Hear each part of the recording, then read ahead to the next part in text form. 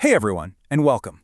Today, we're diving into something that's kinda hiding in plain sight, your home, and the fact that it's probably visible to the entire world online. We're gonna show you exactly how to reclaim a little piece of your digital privacy, starting right at your own front door. So let me ask you something right off the bat. Is your front door, the place you live, wide open for anyone with an internet connection to see? I mean, really look at. For most of us, the answer is a pretty shocking yes, all thanks to street-level mapping technology. And this really gets to the heart of it, right? Our homes are public online by default. Mapping companies literally just drive by, snap a picture, and boom, it's there for the whole world. But here's the really empowering part. You absolutely have the right to request that it be made private. You just have to know how to ask. Okay, so this leads us right into our first section, your home's digital footprint. Because that public image, it's really just one tiny piece of a much, much larger data trail you might not even realize you're leaving behind. You know, there's actually a name for this stuff, digital exhaust. Just think of it like the little cloud of data that follows you around online. But what's crazy here is that it's not just digital. It's a literal snapshot of your physical life, captured and stored, and you never had to click a single button to make it happen. So, who is actually behind the wheel here? Who are the companies creating these incredibly detailed maps? Let's take a quick look at who's driving down your street with those big cameras on their cars. You definitely know the big three: Google, Bing, and Apple. Of course. But the list is actually longer than you might think. You've got services like Here Maps, which feeds data to a ton of car navigation systems, and even community-driven projects that can host images of your property. It is a really, really widespread practice. Now, I know what some of you are probably thinking. So what? It's just a picture.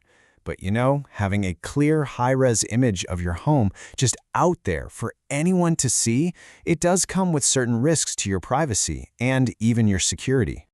This little framework is actually a great way to think about it. The threat is that unwanted exposure. The opportunity for these companies is that they can collect this data so easily. But the parts that really matter for us are on the right. The preventative measure is you requesting a blur, and your strength is knowing that data privacy laws and their own built-in reporting tools are on your side. All right, this is what you've been waiting for, the main event. Let's get super practical and walk through exactly how you can go off-grid and get your home blurred on all the major mapping platforms. Let's start with the biggest one, Google. It's actually a super simple process. You just find your house in Street View, look for the little Report a Problem link, select the area you want to blur, and then submit the form. It's really that easy. And guess what? For Microsoft's Bing Streetside, it's pretty much the exact same deal. You navigate to your home, find the link to report a privacy issue, and fill out the form. You're going to notice this is a recurring pattern, which is fantastic news for us. If you're an Apple person, no surprise, it's just as simple. You can report it right there inside the Look Around view on your device. And they even give you a direct email address if you'd rather send a more formal request that way, which is a nice touch. Okay, so what about all the others? Well, most of them, like Here and Yandex, have dedicated privacy portals or reporting forms. For the community platforms like OpenStreetMap, you usually have to report the issue to whatever service is providing the imagery, like Mapillary. The key takeaway here is the tools are there, you just have to know to look for them. So after going through all these steps, all these different companies, what's the big idea here? What's the one thing you should really take away from all of this? It's this, right here. You are in control. It is absolutely your right to manage how your private property shows up in these very public digital spaces. The default setting might be public, but your request for privacy, it carries real weight.